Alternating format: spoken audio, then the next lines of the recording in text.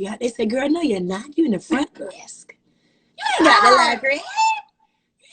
But I was just so, for me, Brittany, I was so like not even ashamed, but I was like, yo, I was involved in every activity and everything. So for me to kind of down my situation, I was like so discouraged. I was like, oh my God, how can I do all this and then still trying to chase my dreams? Like, it was a lot. I had to kind of find a balance. So then I got fired from Fairfield Marriott.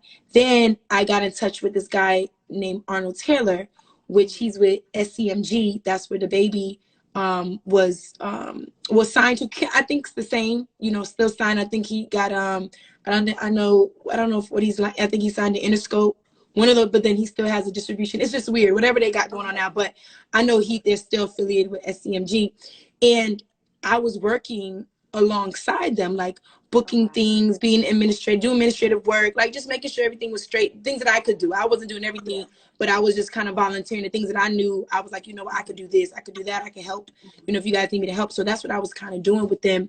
And it made me like realize, like, look, these people are moving and grooving. I look up to these people. They are all dudes. I had all dudes around me, and I'm like, wow, they could do it, I could do it. If I could chase my dreams, they chasing his, and I'm helping him, I could chase my own dreams too. Got fired from that job, right? But I love them to this day, because one thing that Arnold told me, he said, never to be comfortable, always be uncomfortable. You are not where you need to be at. And to this day, I'm not comfortable at all. This is only the beginning.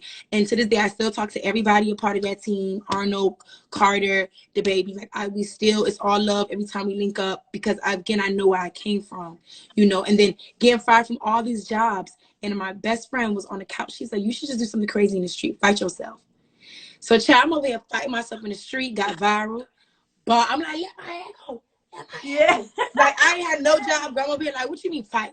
So I was like, let my head go. So I did that. And at that time, I think I was still working at my podcast. It was one of them things. I don't know if I was working. I don't know what I was doing. But I had some type of form of income going on. And I was fighting myself in the street. That went viral, but I still ain't make no money. I was like, what I'm gonna do?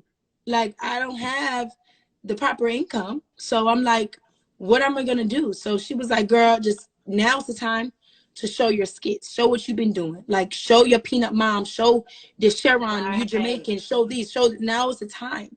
Girl, I got my little $50 promo.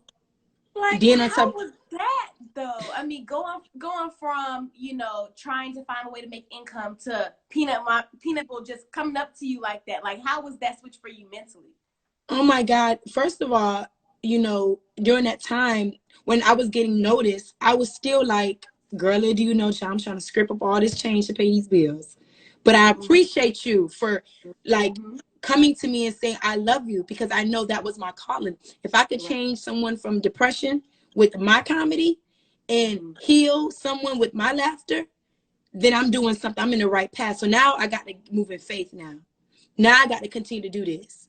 So that's when I was like, you know what?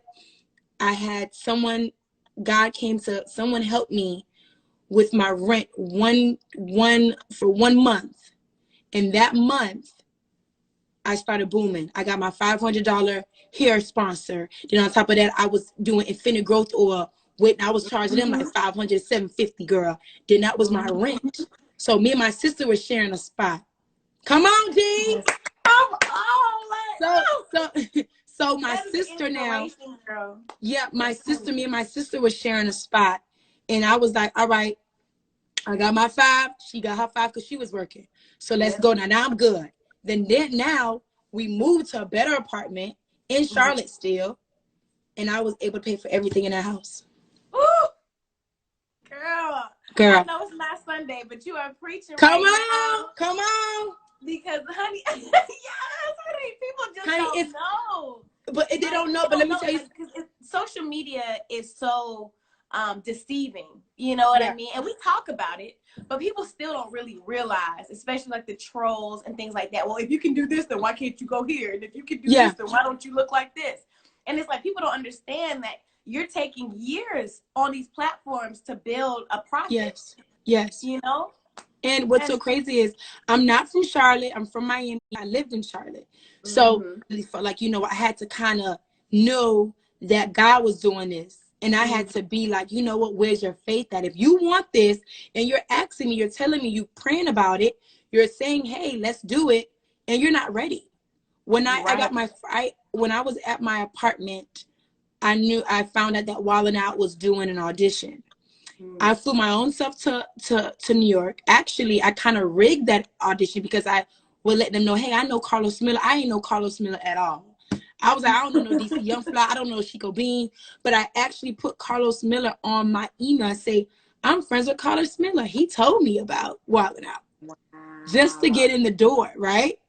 So then I didn't make that audition. I kind of, they said, no, you don't get a call back. So I kind of was like upset about that, but it was okay because I knew I wasn't ready. Right. If you got to lie your way there, God gonna already know you got to lie your way there, girl. It ain't gonna happen. Okay? Great, so, girl.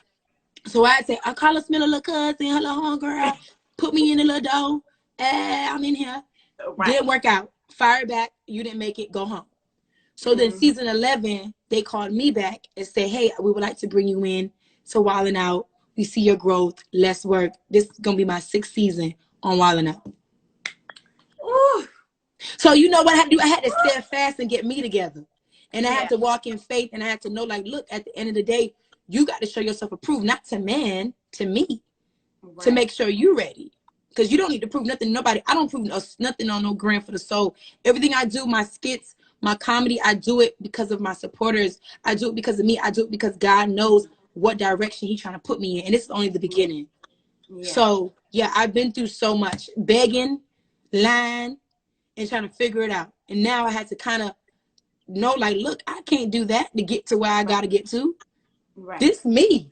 Right. You know, like, I might as well just let them you give them me, nobody else. And that's the best. When you're authentic, like, you're really like that. And it's not a character. You're really that strong of a person, that funny of a person. Yeah. You know, your gift will make room for you eventually. Yes. Be like, I told you wasn't ready, but if you want to go and fall on your face, cool, you know, but I'll get you there again when it's time. Yeah, when it's time. And let me tell you, that time maybe is going to be on his time. It could take months now.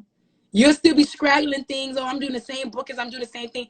But you got to get yourself together. So he's like, oh, no, now is she ready? It just takes that one time. Wow. It takes that one time. It takes that one time. And I had to get myself together.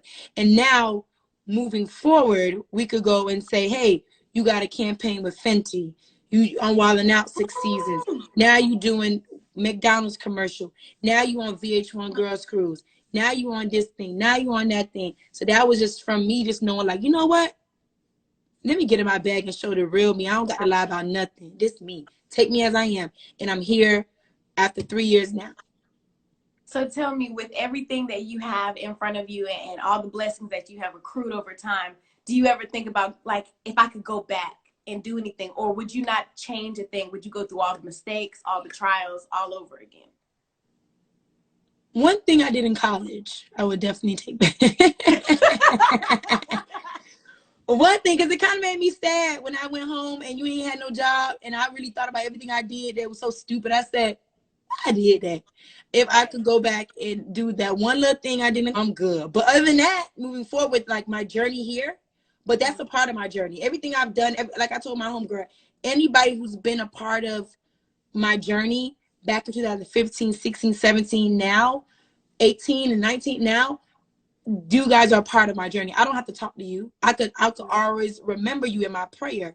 So whoever was a part of me, I appreciate that, because I learned from everybody who's been a part of my life. Bad, good, know not to step in, what to step into, you know. So I had fun, right, Kara? I had fun in college. One of my girls is here from college. I had fun in college, but that's the one little thing I did. Right. I said, erase that part. But yeah, but other than that, I won't take anything back. Even the people that I've asked for $50. I remember asking my cousin for $50 one time to get gas in my car. This was after college now, after everything. So I need $50 to get to Atlanta. And I was always in Atlanta, just trying to scope out to see if I want to move for everything. I had no money in my name, but I said, now that $50 then got returned even more, you know? Like, so It's just like, I'm never going to forget people who helped me at all. That's beautiful. That's beautiful. Let Thank me see what you. kind of questions we got going Come on on, over here. questions.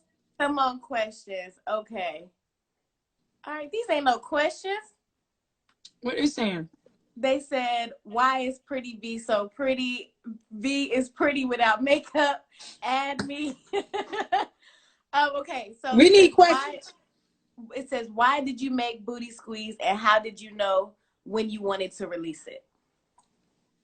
Well, I didn't want to release it in these times, but I was like, it's right now it's the best way because everybody's on their phone, they're on lives, they're buying things, and my song I think is $1.29, $1.99, whatever it is. And I was like, I mean, not to say people don't got $2, but y'all got something. Throw the little card up there and let them charge you after, because you're getting my song. But I came up with Booty Squeeze just to find something fun for my supporters. I have 4 songs out right now on iTunes, and again, I just went off my page and see like, yo, I'm be doing some weird stuff with my booty. Let's just do Booty Squeeze. So that's how I came about it. Looking at my videos on Instagram, and I just try to put, you know, my comedy and my music always something fun. I never wanted to be like, I'm like, let me do something fun, like, so I could be set apart from everybody else, you know, kind of like a little Duval, you know, like a little Duval. You know, Duval gonna give you something through his music. Smile, smile, smile. Like, you know, food stamps and all that. Like, it's fun. So I wanted to come across just fun or authentic, unapologetic, raw, uncut. I wanted to come real dope for the ladies and for the girls. You know, I seen some kids Booty Squeeze, but I said, I don't know if you're allowed to do that, but I ain't trying to tell y'all can't, but check with your mama first. So, you know, so something like that. And, you know, I just want to keep that vibe going. I know someone told me, why are you going to put that out? You should put something serious out. I'm like, I want to put something fun out, you know? Yeah. And what somebody tells me that's never going to go, always go for me. It always go for me. Every time somebody, that ain't going to work, baby, watch this. Press play. And it's been going crazy, and I appreciate it. And, you know, that's so crazy because that reminds me of like a Will Smith quote where he's talking about if everyone understands your dream, then it's not the right dream. It's got to be just crazy enough to where you are the main supporter of that dream. Everybody can't support. And let me tell you something. My manager be like, but when you show her, you be like, okay, now I see where you're going. You feel me? I'm that type of girl. Like, I like to, like, I think about so much weird stuff, and I kind of move sometimes, like, just trying to show people, like, oh, I got this and it works. Then come on the bandwagon when it's confirmed. I've always been a confirmed type of girl. I don't tell my business. I never tell people what I got going on. I always try to say, you know what, this is what I've been working on. And sometimes my words come off like I'm talking in circles, but I understand me. So I'm going to get it, you know? So, yeah. And then everybody come along with it. Right, exactly. Yeah. Once it's confirmed by me. Right, once it's confirmed by Sheen magazine, it's gonna be confirmed to the world. You heard it here first. First, right. When Sheen say this gonna work, then that's when the Walmarts and the CVS's and the BETs and everybody gonna know, like, okay, now we get it. Signed, sealed, and delivered, baby. Okay, right, stamp. Right. And I think we're gonna take one more question. I'm seeing it in the comments a lot. So yeah, I see questions. What would you say to somebody in high school who is trying to, you know, even someone especially going through this pandemic, who is trying to find like the light at the end of the tunnel? Maybe they can't graduate the way that they saw in their head. Like, just inspiration for a high schooler right now. Oh my God. Again, I know that you guys can't probably even finish high school right now. I know the college students as well is in the same boat. But stay encouraged. Stay encouraged. Find something.